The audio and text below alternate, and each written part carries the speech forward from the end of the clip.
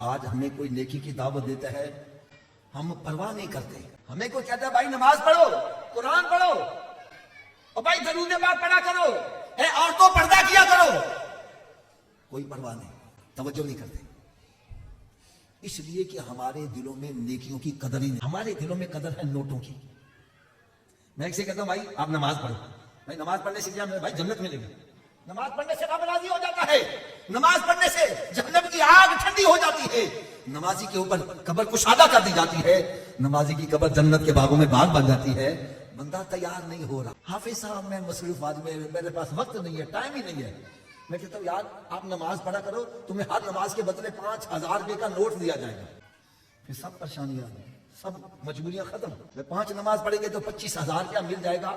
پھر دیکھو نماز کیسے قضا ہوتی ہے. اس سے پتہ کیا چلا، آج ہمارے دلوں میں نوٹوں کی قدر ہے، نیکیوں کی قدر نہیں. یاد رکھو نیکیوں کی قدر کب ہوگی؟ جب بندہ قبر میں چلا جائے گا.